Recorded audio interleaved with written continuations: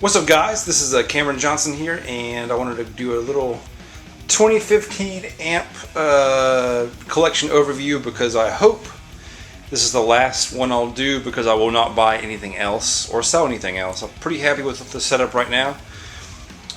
I have some new additions and I've sold a whole bunch of stuff too, so I've kind of streamlined it and then kind of expanded upon it, if that makes any sense, which I don't think it does.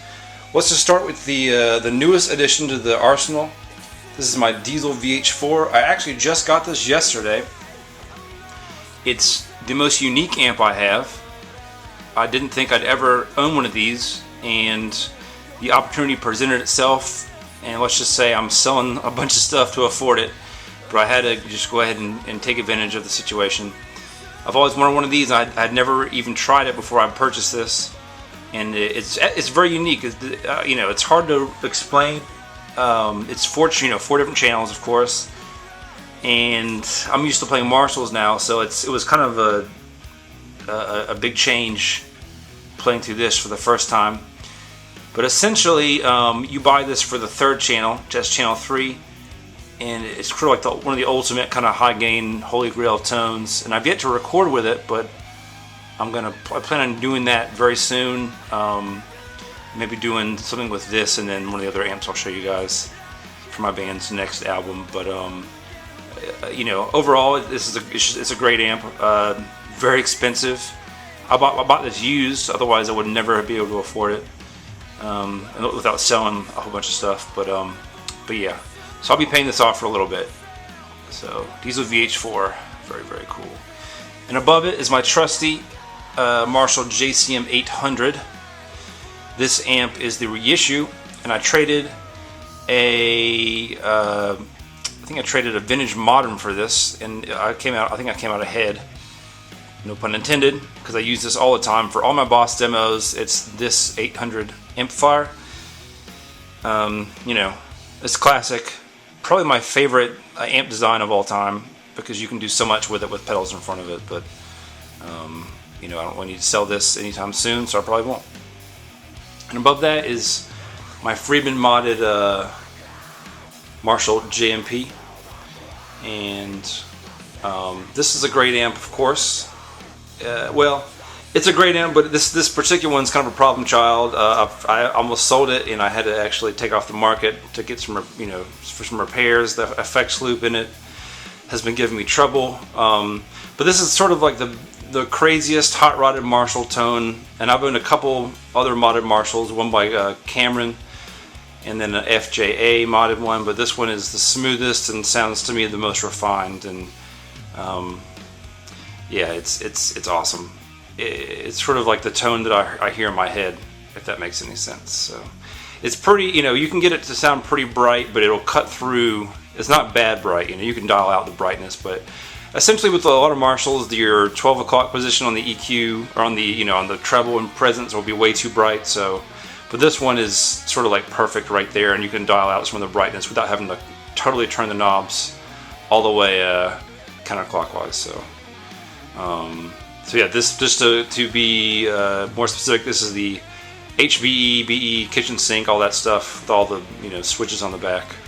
So, and it's a great amp. It's just the effects loop has been giving me trouble, but I'll have to deal with that at some point. All right, next, this isn't going to probably turn out great on this camera. I obviously spend more money on amps and cameras, but this is probably my other holy grail. This is my Mesa Boogie dual rectifier, serial number 98. It's pre 500, of course, and the revision C. So the first revision made out to the public. What can you say about this? It's you buy it for essentially the drive stuff, like the distortion, the overdrive, whatever you want to call it. The clean mode on this is terrible. It just doesn't work. So this basically just sits here for recording, because it's expensive. I did get a good deal on it. I bought it for about $1,000, I think, and with the risk of it having issues, and of course I took it home and it turns out the tubes were the issue, so I feel pretty good about this one. But yeah, I love this amp. I'll never sell it, and I use it for recording all the time for my band stuff, of course. This is my Soldano Atomic 16. This is my first nice tube amp. Sorry, I hope this is focused. It's a single channel, kind of like a JCM 800 in a way, but not as powerful. And the only issue I find with it, aside from, you know, one channel, you're going to limit yourself. I don't mind the one channel thing. I actually prefer only having a one channel in a lot of situations, because that forces me to really just kind of fine tune with my volume knob. But the bass response is pretty, I mean, it's not thin sounding, but it just doesn't have a whole lot of bass. Granted, that sounds great for recording, you know, and then also probably with a band, you're not going to need that much bass. But when you're home by yourself, you want to have that kind of ultimate guitar tone, you know. But I don't really use this a whole lot anymore. But the cool thing is I've never changed the tubes in it, and it still works great. And I've had this since about 2000, so about 15 years. So, you know, pretty cool amp, and it's in purple. And last but not least, I have my Marshall JMP 2204.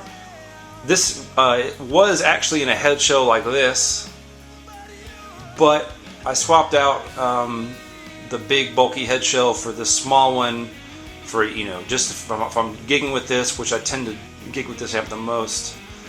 And you know, it's just easier to carry around, and, you know, it takes up less space, and I can stack it on my kind of smaller amp section right here. So that's kind of convenient. But, you know, it's essentially the JCM 800, same thing, same circuit. 2204 is 50 watts versus the 100 watt 2203. And this, I love this for pretty much any tone you can get out of it. You know, the sort of clean stuff. If you plug into the low input, you can get some very kind of AC/DC classic rock stuff on the high input when you crank the preamp. But very cool overall. And last but not least, I have a 5150 that's kind of hanging out in the other room, just to keep around for recording and for you know, for just for shits and giggles, I guess, because everybody needs a 5150 around. All right, guys. Well, thanks for watching, and we'll see you soon.